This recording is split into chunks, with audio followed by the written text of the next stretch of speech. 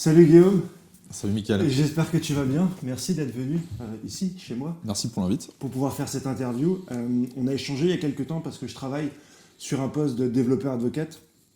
Je cherche à en recruter un pour Cotton Square parce que Tim part. Et lors de nos échanges, je me suis rendu compte qu'avant ça, tu étais recruteur de profil tech. Et je me suis dit que c'était une passerelle intéressante sur laquelle il n'y a finalement pas beaucoup de documentation, ni articles, ni vidéos. Et souvent, on se pose la question, qu'est-ce qu'on fait après être passé par un poste de recruteur? Est-ce qu'on devient responsable recrutement? Est-ce qu'on monte son propre cabinet? Et moi, j'ai l'impression que tu as ouvert une autre voie et que tu as un boulot que je trouve hyper intéressant et qui, au final, reste très lié au recrutement. J'en ai parlé lors de mon interview avec Tim, mais je pense que si ce métier se développe, celui de développeur advocate, ça va vraiment modifier la relation que tu puisses avoir entre un recruteur et un candidat. Et c'est pour ça que je voulais faire une petite interview avec toi aujourd'hui. Donc, est-ce que déjà tu pourrais te présenter rapidement ce que tu fais aujourd'hui? Euh, Guillaume, j'ai 36 ans, donc tu l'as dit, je suis dev advocate. Alors mon titre de poste c'est Tech Community Ambassador. Ok. On a beaucoup réfléchi au titre, on a choisi finalement cette option-là. Moi, je dis pas que c'est la meilleure, mais ça traduisait le lien qu'on fait entre l'interne, donc les collaborateurs qui bossent chez Boncoin, donc les techs que j'accompagne et auxquels j'appartiens, et les techs qui appartiennent à d'autres boîtes, donc l'écosystème tech, avec lequel on veut créer des collaborations, sourcer des bonnes pratiques idéalement, partager des retours d'expérience, enfin en tout cas créer des expériences d'apprentissage, c'est vraiment ça le but de mon job. Ouais. Donc ça c'est mon quotidien. Pour répondre à ta question, c'était...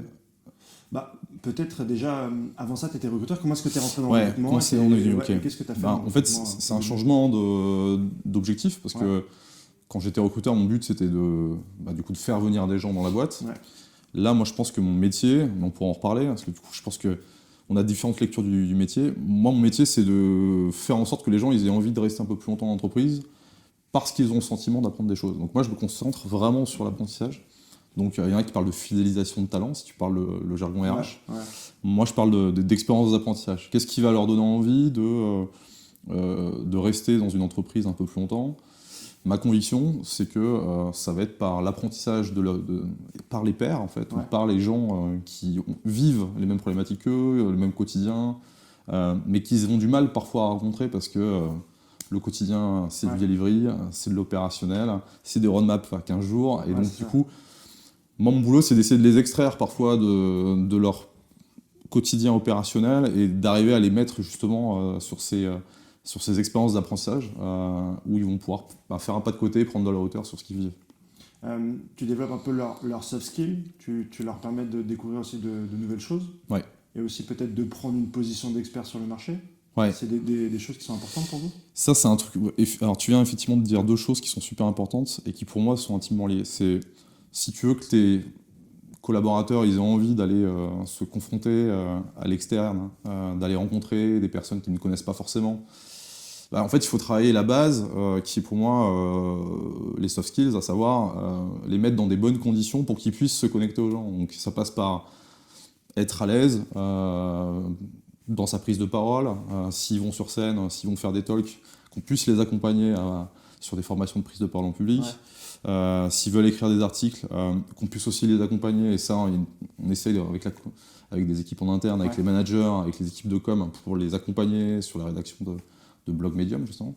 Ça va être lutter aussi contre le syndrome de l'imposteur, qui est un truc culturel, on pourra en reparler, mais je pense qu'en France, on est très marqué par ça, de par notre éducation. On essaye de les aider à dépasser un peu toutes les fragilités qu'on peut avoir et qui sont légitimes au regard du parcours académique qu'on a pu avoir, l'éducation qu'on a pu avoir, des environnements sociaux, professionnels de nos parents, etc. Enfin bref, ça, donc la base, les soft skills, c'est pour moi la base pour après les aider à justement se connecter et aller vers l'extérieur. Donc soft skills, puis hard skills. Et après, il y a un troisième niveau aussi qui est vachement important, je pense, pour créer de l'engagement et créer du lien. On essaye de bosser là-dessus, c'est ce que j'appelle les causes communes. C'est des sujets de transformation d'entreprise. Ça peut être en lien avec des enjeux culturels, la diversité, l'inclusion par exemple, sur lesquels il y a plein de trucs à faire. On a une commission femmes dans le numérique chez Le Bon Coin qui bosse vachement là-dessus aussi. Mais en fait, il y a plein de communautés en fait. Et ce sujet de communauté d'ailleurs, c'est pas un sujet de communautaire qui est très mal perçu en France. C'est un sujet on a tous une identité, un passif, des origines qui font que on a besoin aussi, et on se rassure en se connectant à des gens qui nous ressemblent. Il faut essayer d'avoir une représentativité de toutes ces diversités-là. Parce que c'est en échangeant avec toi et ensuite en échangeant avec d'autres candidats que je me suis rendu compte que tu peux complètement faire rentrer ce développement de la tech brain sur des thèmes qui touchent un peu tout le monde et pas que la tech, comme l'impact, comme les femmes dans la tech, comme ce genre de choses. C'est des choses que tu arrives à faire. Tu sens qu'il y a une fibre chez les développeurs ou la communauté tech, ils disent ok, j'ai envie de prendre la parole sur ces sujets. En tout cas, pour être factuel, quand je suis arrivé chez Le Bon Coin, il y a 2 causes qui me sont revenues comme ça, en plein dans la gueule, en discutant avec les gens. C'était ces sujets de diversité. 2 exemples, les femmes dans le numérique, les femmes dans la tech. Sur les métiers de développeurs et développeuses, il y a plein de taf à faire encore, il y a des choses qui sont faites, c'est très cool. Il y a le sujet aussi de la communauté LGBTQ+, qui s'estimait parfois être invisibilisée, malgré eux, parce qu'on est une boîte qui accueille tout le monde. Mais en fait, c'est plus difficile de le dire, en fait, sans se faire taxer de pinkwashing, exactement. Et en fait, moi, j'étais un peu embarqué, malgré moi, en ayant un énorme sentiment d'imposteur, en me disant je ne fais pas, je suis le blanc cisgenre hétéro. Je suis pas sûr d'arriver à coller et d'arriver à porter leur cause. Et au final, je me suis fait un peu embarquer, et assez naturellement. Et en fait, c'est assez génial de créer des espaces de discussion et de voir qu'en fait, les gens se connectent entre eux, se sentent soutenus, et ça crée d'autres opportunités en fait. Souvent, quand une personne s'engage sur une cause qui lui tient à cœur, en fait, tu verras qu'après, sur un autre projet que tu veux développer... tu crée du lien, c'est forcément quelqu'un qui va t'aider ou qui va... Donc ça, c'est le premier sujet. Deuxième sujet super fort aussi, où il y a une vraie demande, c'est les sujets d'éco-conception. C'est en gros... c'est quoi l'éco-conception ? Comment on peut réduire l'impact carbone de notre plateforme ? Toutes les boîtes tech, on a des plateformes. Et en fait, chacun à son niveau, chacun dans son métier, il y a des bonnes pratiques qui sont nouvelles et qui sont documentées dans des référentiels. Je pense à Green IT notamment, je pense à Dinum, qui font du coup des référentiels sur des référentiels métiers, qui parlent au back-end, au front, aux UX, aux products, etc. Et voilà, moi il y avait un besoin d'accompagnement sur ces sujets-là. On a créé une communauté, si tu veux, de gens qui ont envie de pousser des sujets d'éco-conception. Et il y a une force, en fait, une traction très forte sur ces sujets-là. On a participé à un Sustainable Challenge avec des boîtes comme il y avait Blablacar, il y avait Radio France, il y avait Leroy Merlin, plein de grosses plateformes qui ont des mêmes problématiques que nous. Et là, en fait, tu vois que tous les métiers, ils ont envie, en fait, de ne pas louper le virage, quoi. Est-ce que c'est des sujets qui t'aident à avoir de l'engagement autour de tes sujets ? Donc ma question en entier, c'est est-ce que tu as des freins, des gens qui, à cause du syndrome de l'imposteur, ne veulent pas aller sur des meet-up, écrire des articles ou faire des vidéos ? Et est-ce que grâce à ces thèmes-là, de l'impact LGBTQ+, ou la place de la femme, ils se sentent investis, ils disent ok d'accord, j'ai envie de participer à ça. Je pense qu'ils voient qu'on se préoccupe déjà des sujets qui leur tiennent à cœur dans leur vie personnelle et pas que professionnelle. C'est ça. Donc moi, mon sentiment, c'est que ça crée du lien, ça crée de la confiance. Et en fait, quand tu crées un lien de confiance, ça va dans les deux sens. C'est que s'ils voient que tu essayes de faire avancer les choses à leur niveau, ils auront plus envie de te soutenir sur des chantiers, peut-être sur lesquels ils vont être moins directement impactés, mais ils vont estimer que ou ils vont estimer que ça crée du coup des dynamiques positives à l'échelle collective. À l'échelle collective. Et du coup, ça c'est... Moi, je crois en fait foncièrement que les gens, ils ont un métier avec tu vois, des objectifs et un quotidien opérationnel. Mais je crois aussi que si tu veux qu'ils aient un supplément d'âme dans ce qu'ils font, il faut qu'ils se raccrochent à des causes qui soient incarnées par l'entreprise. Et c'est ça qui crée encore plus de liens, je pense, entre les gens. Donc tu as d'initiatives qui doivent être portées par les RH. Évidemment, ça c'est des sujets pour moi qui sont profondément RH. Mais il faut que les métiers aussi se positionnent et ils prennent leurs responsabilités. Les directions engineering product, en fait, là, les engagements dont on se parle, ça doit se traduire aussi sur la plateforme, côté utilisateur. Ces sujets d'inclusion, de diversité, d'accessibilité. Au final, c'est de l'UX, c'est du produit. Et du coup, c'est hyper intéressant ce que tu dis, parce que tu as un poste, on l'a bien compris, que tu bosses en contact avec les techs pour qu'ils développent du contenu, mais tu es aussi très lié peut-être au RH, parce que finalement, ça peut aider le recrutement, au marketing, à la communication. Comment tu navigues comme ça entre tous ces... On essaye de justement se coordonner dans toutes les actions qu'on fait. Moi, je rends visible en fait tous les événements que j'organise ou que je co-organise, parce que les événements, ça peut dire envoyer des gens sur des conférences, organiser des conférences chez nous, le midi, le soir, faire venir des entreprises pour des workshops de mise en... tu vois, avec Content Square, nos équipes QA, typiquement, elles se mettent lundi prochain, elles se rejoignent pour mettre en commun notre modèle d'organisation, nos modèles respectifs d'organisation, la manière dont on gère l'automatisation de tests. Ouais. Bref, donc moi, mon sujet, c'est de rendre accessible et visible tous les événements que je fais. Et j'ai besoin effectivement de la com s'ils estiment que les événements que j'organise créent de la valeur, ils peuvent communiquer dessus. Le marketing, alors comme marketing, parce que c'est la com qui va faire de la marque employeur en accord avec les RH. Moi, alors, ma chance, c'est que je suis dans une boîte où je suis aligné en tout cas avec les valeurs et les projets. Ouais. Je pense que si tu as un problème là-dessus, ça va être très compliqué d'avancer. Mais l'enjeu, c'est avant tout que les gens ils soient fiers d'eux, fiers de participer à ces projets, contents d'apprendre des choses. Moi, ma meilleure pub, c'est le bouche à oreille. C'est pas tant les éléments de communication qu'on va pousser sur les réseaux sociaux, même si ça aide. Aussi, mais si ils en parlent à leur réseau de potes, d'anciens collègues, en disant on fait ça en ce moment, on fait un challenge sur l'éco-conception, on se fait accompagner par un mentor qui est un spécialiste de la web perf, etc. S'ils sont contents de vivre le truc, moi je pense que c'est la meilleure pub qu'on peut nous faire. Et puis ça, comme je le dis, l'idée aussi c'est qu'ils puissent embarquer d'autres gens. Parce que quand c'est pandémique quoi ton métier en fait. Quand tu arrives dans une boîte, moi je suis arrivé en plus pendant le Covid, les gens sont tous à distance, donc tu passes 6 mois en fait à te présenter en visio, à faire des coucous, dire je fais ci, je fais ça. Mon métier ça va être de vous aider à vous connecter à vos pairs, d'apprendre des trucs. Donc au début, tu as une phase de... c'est abstrait, parce qu'ils disent que ce qu'il fait, c'est un happiness officer. Tu vas m'aider à parler avec des gens, ok, cool. Et après, voilà, dès qu'ils comprennent, dès qu'ils ont des premiers échanges, parce que la vertu aussi, c'est que ça la rassure, quand ils discutent avec d'autres boîtes, ça la rassure sur ce qu'ils font, parce qu'ils vont faire peu ou prou les mêmes galères.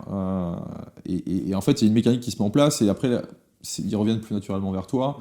Et c'est plus toi qui vas vers eux en leur disant tiens, on pourrait peut-être faire ci, on pourrait peut-être faire ça, mais c'est eux qui viennent en disant en fait on a tel sujet, on a telle problématique dans notre équipe, ça pourrait être bien de discuter avec une boîte qui a réfléchi un peu sur le sujet en amont. Et en fait donc les événements se mettent en place assez naturellement. La difficulté par contre, c'est de se dire que tu captes des énergies en fait. Et donc, on s'efforce d'être hyper réactif, mais tu peux pas te dire, en fait, ça, on va le faire dans 8 mois, dans 10 mois et tout. Parce que les filles et les mecs, tu sais pas si dans 8 ou 10 mois, ils sont encore motivés pour faire le truc. Donc tu dois être, en fait, vachement réactif. Et ce qui veut dire aussi, c'est que tu peux pas... moi, j'ai pas une lecture à horizon 1 ou 2 ans de ce que je vais faire. Tu as des projets qui naissent comme ça très rapidement et qui se structurent parce que tu as l'énergie qu'il faut. Puis tu as des projets, si tu sens que tu n'as pas des conditions favorables pour les pousser, il faut parfois mieux les mettre en retrait ou te dire je vais essayer de les relancer un peu plus tard. Mais tu peux pas en fait annoncer un agenda à 1 an en disant là dans 9 mois on se revoit, on va parler d'éco-conception, là on va parler de data mesh, là on va parler...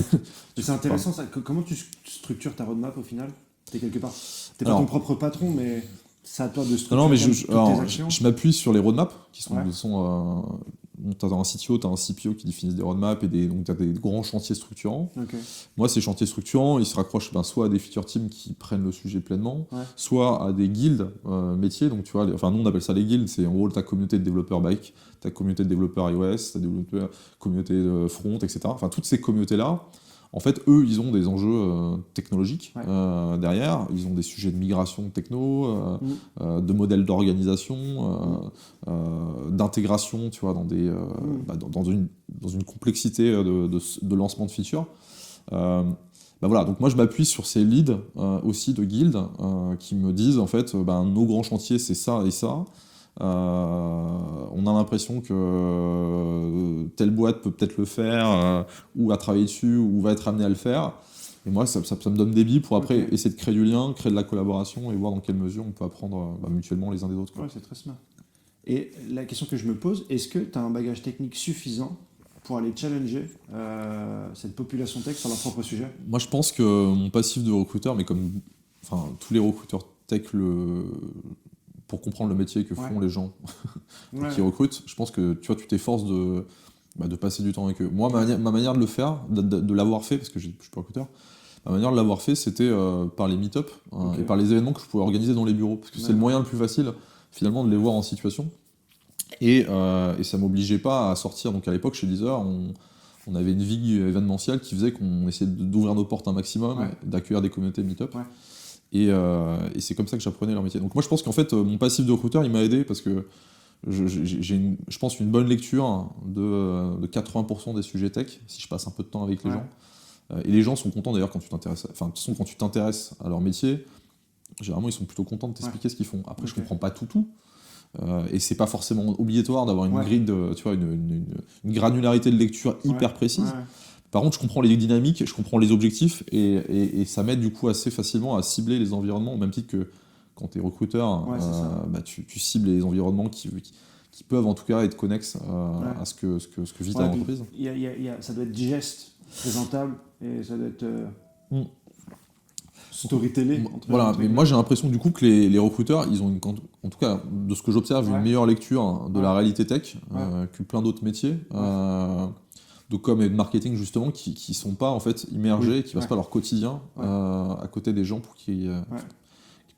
de la tech pour qui ils travaillent quoi. Donc avant ça tu as été recruteur? Donc moi j'étais recruteur, en fait moi j'ai été recruteur d'abord en cabinet, après tech. Au début généraliste dans le digital, tu vois. Je faisais des postes de web marketing pour le Paris Saint-Germain, pour des marques de parfums. Puis après recruteur tech. Donc chez Deezer, on avait deux pôles, un pôle de recrutement généraliste, un pôle de recrutement tech. Et c'est là en fait où au bout d'un moment, moi je pense que j'arrivais à la fin de... J'avais adoré l'excitation du recrutement et ce fait que t'es sur le feu en permanence. Ouais, c'est ça. Mais j'étais un peu frustré quand... Enfin, c'était peut-être le syndrome du recruteur, c'est tu recrutes et après tu perds un peu la personne que tu as recrutée parce que tu es déjà sur un autre recrutement. Et moi, j'avais envie de suivre un peu plus les gens. Et ça, je pense que c'est le cas d'énormément de recruteurs, en fait. Et c'est pour ça que l'évolution à la passerelle, elle est hyper intéressante, parce que déjà, tu es moins dans le rush du recrutement et du chiffre au mois. Tu travailles sur des projets beaucoup plus longs et tu es beaucoup plus proche des équipes. Ouais, c'est structuré. Enfin, voilà, moi, j'avais besoin du coup, d'être plus en... Enfin, je sentais le besoin d'arriver à suivre les gens que je recrutais. Et puis surtout, en fait, je voyais qu'on mettait beaucoup d'énergie, beaucoup de thunes sur du recrutement. Et finalement, sur l'expérience... Alors, ce qu'on appelle maintenant l'expérience développeur, tu vois, on en parle avec Tim de Content Square, c'est un concept qui est assez nouveau en France, je pense, qui est assez récent. Et en fait, il y a plein de choses à améliorer pour faire en sorte que tes équipes tech, elles aient un quotidien qui soit stimulant intellectuellement. On va plus loin que la table de ping-pong. Ah ouais, on va beaucoup plus loin, oui, je pense. Enfin, en tout cas, j'espère. J'espère que ce qu'on leur propose, c'est pas des éléments de communication. C'est une réalité expérientielle. C'est plus l'expérience candidat, c'est ton expérience chez nous. C'est l'apprentissage par tes pairs, mais aussi collectif, parce que ça crée des dynamiques collectives. C'est ça qui est assez chouette. Tu vois, on peut mettre en place de la formation, par exemple. Ça, c'est plutôt sympa aussi. C'est que la formation, dans une organisation, elle est plutôt pensée d'une manière individuelle. Parce que tu as ton crédit formation que tu vas utiliser, ton CPF que tu vas utiliser chaque année. Là, nous, on essaye de créer parfois des dynamiques collectives où, si, mettons, ta guilde iOS, elle a besoin de se former sur un composant spécifique, autant rassembler quelques développeurs iOS entre eux, et puis ils vont vivre en fait une expérience d'apprentissage ensemble, ils vont tous être ensemble. À l'inverse d'une formation individuelle où tu vas être probablement associé à d'autres personnes d'autres boîtes, accompagné par un formateur externe, ce qui est aussi chouette. Mais là, tu crées en fait une dynamique collective qui est, je pense, plus forte. Même ces genres de connexions inter-entreprises, ça se fait beaucoup plus aujourd'hui, ils sont encore timides, et ça se faisait pas il y a quelques années, mais aujourd'hui, il y a des gens chez Content Square, on va appeler directement des recruteurs d'autres boîtes, et vas-y, c'est quoi ton quotidien, c'est quoi tes problématiques, moi j'ai tel problème, sur quoi est-ce que tu peux m'aider, etc. Et on s'aide pas mal entre différents recruteurs de différentes boîtes, on le faisait pas forcément avant. Et aujourd'hui, ce sont des passerelles qui s'ouvrent. Pour les développeurs, c'est peut-être bien qu'il y ait une personne qui les aide aussi, parce que ça peut être d'autant plus puissant, quoi. Moi, je pense que c'est un peu le sens de l'histoire. Après, moi, ce que j'avais observé, mais ça, c'était mon expérience, je sais pas comment aujourd'hui c'est perçu par les recruteurs, mais à l'époque, quand j'ai changé de métier, moi, j'avais... c'était en 2017, 2017-2018. Moi, mon sentiment, c'était qu'il fallait que je sortais du recrutement. Donc pour moi, c'était cohérent que je sorte aussi des RH, en fait. Et du coup, j'ai rejoint la direction technique de Deezer. Parce qu'ils ont cru aussi au projet. Je pense qu'il y avait une conviction partagée. Comment ça s'est joué? C'est venu de toi? C'est venu d'eux? En fait, j'ai regardé un peu ce qui se passait outre-Atlantique. J'ai essayé de m'inspirer. Moi, je m'inspire des dev advocates, du coup, ça, on en parlera peut-être un peu. Et en fait, bah voilà, c'est bien souvent des développeurs ou des gens immergés dans les équipes engineering. Ouais. Et donc ma conviction, c'était qu'il fallait que je sois immergé au milieu des équipes engineering. Ok. Donc on avait une équipe tooling à l'époque, dont le métier c'était vraiment d'outiller les devs de Deezer pour travailler ensemble avec les autres métiers. Donc une dimension servicielle. Moi, ça m'allait très bien d'être dans cette équipe-là parce que du coup, on était là pour accompagner les gens. Chez Le Bon Coin, aujourd'hui, je suis dans une équipe de coach. C'est Ok. pareil, c'est une vision purement servicielle. On est là D'accord. pour accompagner nos techs. Ok. Donc De moi, ça m'allait coach, bien. coach en Alors, c'est quoi? des coachs agiles, d'accord. des coachs même techniques, parce que c'est des Ok. anciens devs Ouais. pour certains d'entre eux. Donc eux, ils travaillent vraiment sur de l'accompagnement métier, même des devs. Ok. Mais eux, c'est vraiment un accompagnement en interne. Ils créent pas forcément... leur logique, c'est vraiment d'accompagner et d'aider les gens à mieux travailler ensemble D'accord. en interne. Ok. Moi, je vais essayer de créer une passerelle entre l'interne et l'externe. Et l'externe. Donc c'est très complémentaire, en fait. D'accord. Et aujourd'hui, sur ton quotidien et sur les difficultés du métier, c'est quoi tes plus grandes problématiques en tant que développeur advocate? En gros, Ouais. moi, ma communauté, c'est une communauté de recruteurs. À quoi ils doivent s'attendre Ouais. si jamais ils arrivent à prendre cette passerelle et devenir développeur advocate? Ouais, je pense que c'est un métier où on retrouve l'excitation du coup de feu, quoi. Si tu prends des décisions, tu dois réagir Ouais. par rapport à... Quand tu es recruteur, tu réagis à un candidat. Si tu as un coup de cœur pour un candidat, tu vas te défoncer pour essayer de lui donner envie de te rejoindre. Tu gardes ce travail de conviction d'essayer de donner envie aux gens Ok. de te suivre. Alors Ouais. parfois, parfois il faut arriver à les débloquer. Ouais. Mais en grande partie à cause du syndrome de l'imposteur. Tu vois, en Ok. grande partie parce qu'ils se sentent pas légitimes à partager des choses en externe. Moi, D'accord. j'observe beaucoup ça, mais quand je discute avec des confrères, c'est ça, c'est que on est très critique en France sur Ouais. le taf qu'on fait, alors que hier, je discutais avec un dev qui était aux US pendant une dizaine d'années et qui me disait, ouais, en fait, on n'a pas à rougir, on a un niveau de ouf, Ouais. On est super bon, Ouais. juste on n'a pas le storytelling systématiquement Ok, en ouais. France. Le Et personal branding. le personal branding, Je exactement. fais des cons sur ça. Et du coup, voilà, en fait, ce que tu retrouves, je pense, dans ce métier, c'est l'excitation de t'embarques des gens dans tes projets. Au même titre qu'un recruteur embarque quelqu'un dans un projet d'une entreprise, toi, tu t'embarques sur un projet collaboratif. Ça, c'est plutôt chouette. Donc ça, c'est le côté très positif. Le côté sur lequel il faut être un peu vigilant, c'est que quand tu as trop de sollicitations, ça peut partir dans tous les sens, tu vois. Ouais. Et d'un côté, toi, t'as pas envie de décevoir ou d'échauffer des gens qui sont super enthousiastes pour t'accompagner. Donc, il faut arriver à gérer un peu tout ça, et dans des grosses boîtes tech comme la tienne, chez Le Bon Coin, on a plus de 500 tech, tu vois, donc les demandes, elles viennent de partout, quoi. Ouais, Il faut arriver à canaliser un peu les énergies et d'essayer d'organiser ça un peu dans le temps. D'accord. Mais, je le redis une nouvelle fois, Les demandes arrivent de partout? moi, maintenant, du coup, j'ai toutes les guildes qui peuvent me demander tiens, on veut faire un truc avec telle boîte, tiens, il y a telle conférence qui se passe, est-ce qu'on préparait pas un talk? Tiens, on a besoin de formation, ça peut être assez chouette. Tiens, sur le sujet, là, ton chantier d'éco-conception, on peut accélérer, mais il faut que tu me dises combien de personnes il te faut pour réfléchir aux bonnes pratiques et comment on va évangéliser les feature teams. Okay. Enfin, bref, tu as des trucs qui partent dans tous les sens. Okay. Et voilà, le challenge, c'est d'arriver à garder tout le monde mobilisé et de leur donner de la visibilité sur des next steps opérationnels très concrets, quoi. Okay. Pas leur dire je reviens vers toi, on va voir comment ça se passe et tout. En fait, il faut leur donner un plan d'organisation. En fait, tu es chef de projet aussi, tu vois. Tu as une vraie logique de chef de projet. Et après, ce qui est génial, c'est quand tu as des causes qui sont comme ça, qui embarquent plein de gens, en fait, le truc s'organise finalement assez naturellement. Les gens prennent des initiatives par eux-mêmes. Et là, tu vois, le collectif de 50 personnes en éco-conception, en fait, il vit par lui-même. Après, nous, on met en place des moments de réflexion avec des gens en externe qui viennent nous parler de ce qu'ils font dans leur boîte. Mais eux s'organisent à leur niveau, dans leur feature team et dans leur guilde, pour prendre des actions qui vont se traduire du coup sur une roadmap. Donc là, tu es sur du concret, tu n'es plus sur de la formation. Okay. Donc ça, je pense que c'est les côtés très, très grisants et très stimulants. Ouais. Et puis si tu viens du monde des RH, tu sais ce que c'est, je pense, communiquer, tu sais ce que c'est garder de la proximité. Tu vois, les valeurs de proximité, pour un recruteur tech, c'est essentiel. Tu dois comprendre les gens, tu dois être accessible et tout. en fait, là, tu peux tu peux vraiment mettre en pratique, je pense, c'est ce que tu as travaillé dans ton métier de recruteur. Voilà, c'est juste que tu passes d'un métier de recrutement à un métier d'expérience, de fidélisation. Donc c'est plus les mêmes leviers, quoi. Ok. C'est un métier aussi qui est très énergivore. Ouais. Où on a des KPI parfois flous, parfois qu'on doit construire, parfois qu'on doit vraiment aller chercher. Comment est-ce que tu gères cette relation-là avec ton propre travail, ton supérieur, les attentes qu'on a autour de toi? Il y a un premier élément, c'est que quand tu changes comme ça un mode de fonctionnement, c'est-à-dire qu'en fait, quand tu crées un service en fait dans ton entreprise, il faut que tu arrives à le rendre culturel en fait. C'est-à-dire que les gens y pensent, on disait tout à l'heure, quand tu vas vers les gens, tu vas dire ouais, venez, on va se connecter à d'autres communautés et tout. Au début, c'est très flou, quoi.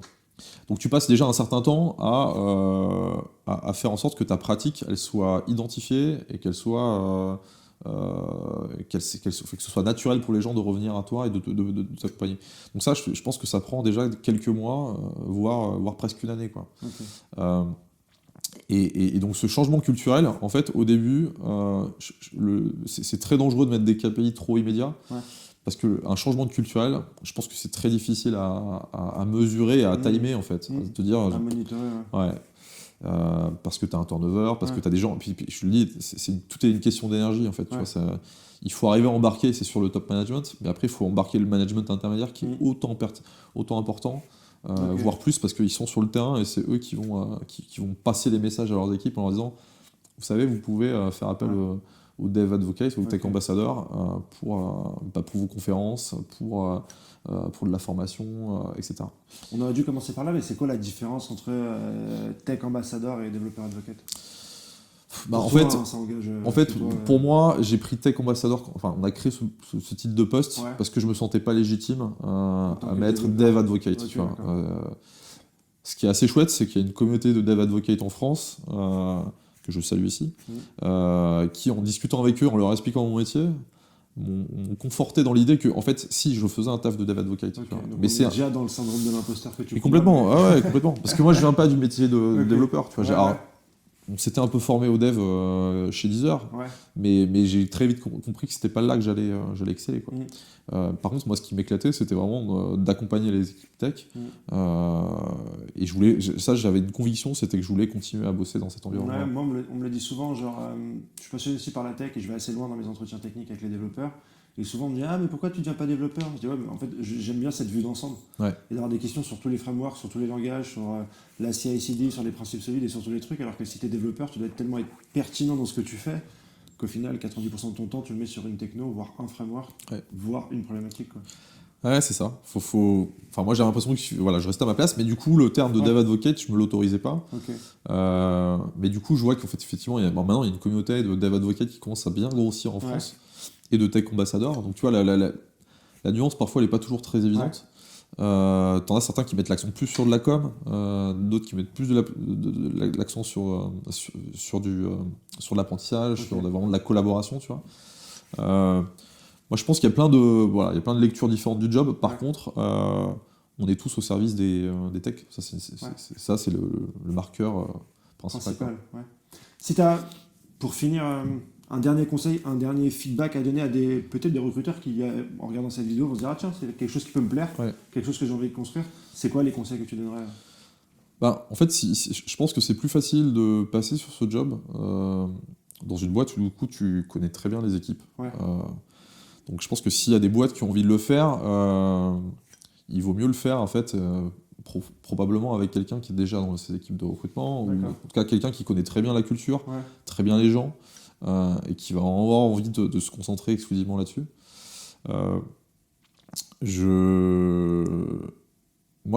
Voilà, mon sentiment c'est ça. Je déconseille après aussi de faire un mix d'événements recrutement, événements tech. C'est-à-dire qu'en fait, un événement qui n'a pas un objectif clair va créer un trouble. Et moi, je crois que en tout cas, les événements que je fais quand je les fais chez Le Bon Coin, je je ne prône pas d'objectif de recrutement, Ouais. je ne travaille pas là-dessus. J'estime d'ailleurs que s'il y a c'est des heureux hasards et c'est des occasions. Ouais, tu vois, c'est une approche beaucoup plus subtile que. ouais, en Ouais. fait, si les gens ont envie à un moment donné se poser des questions pour Ok. rejoindre le Bon Coin, déjà ils nous parleront à nous. Ouais. Et s'ils ont envie d'aller plus loin, ben, les recruteurs prendront le relais. Ouais. Mais moi, je suis pas là pour recruter. Moi, Ouais. je suis là pour créer des dialogues et créer des Et c'est dans conversations. cette sincérité du message, je pense qu'il y a la véritable valeur ajoutée. Ouais, pour le métier. je pense. Enfin, je dis pas qu'il n'y a pas de sincérité dans le message des recruteurs, mais je pense que on arrive à une limite au niveau de la communication du recruteur sur sa manière d'apporter des éléments. Et je Ouais. pense qu'aujourd'hui, mettre en connexion directe et sans middleman, un développeur advocate ou un autre développeur, ça peut passer. Ouais, enfin, en tout cas, moi, je suis pas incentivé sur du recrutement. Tu vois, Ouais, du coup, c'est ça. Enfin, Faut que tu enlèves vraiment tous tes mécanismes de recrutement et que tu redéfinisses une communication pour bien Ouais, te sentir. enfin, moi en tout cas j'arrivais où je pense à la fin de mon expérience dans De le ton recrutement, cycle, en ouais. tout cas de mon cycle, j'étais à la fin d'un cycle, donc ça m'allait très bien, tu vois, Ouais. et c'est pour ça que de basculer côté engineering, clarifier complètement les choses. Ok. C'est-à-dire que Top. moi, mon quotidien c'était pas des Mais objectifs. souvent, beaucoup le font en devenant HRBP, en devenant Ouais. plus dans l'administratif et suivre comme ça les équipes Oui. en interne, et suivre leurs besoins, peut-être même suivre au niveau de la formation. Mais là, c'est une nouvelle branche qui s'ouvre. Ouais, pour moi c'est très complémentaire parce Ouais. qu'on est tout là, au même titre qu'un HRVP, il est là pour accompagner du coup ses équipes, accompagner individuellement et collectivement. Voilà, moi je suis sur le terrain avec des objectifs qui sont aussi les mêmes, de créer du stimuli intellectuel et par contre voilà, ce que va pas un HRBP, il n'aura pas le temps et la latitude pour aller regarder à l'extérieur et se dire, c'est très. moi mon focus il va être là-dessus quoi. Ok. Bah, merci beaucoup en tout cas pour le temps que tu m'as donné et pour cette interview. Elle était très complète. Merci de m'avoir reçu, Mickaël. Et puis je te Avec dis à une plaisir. prochaine, Ouais. très certainement sur Recruiter NDS. Ça roule. Merci Guillaume. Bonne journée. Ciao. Salut.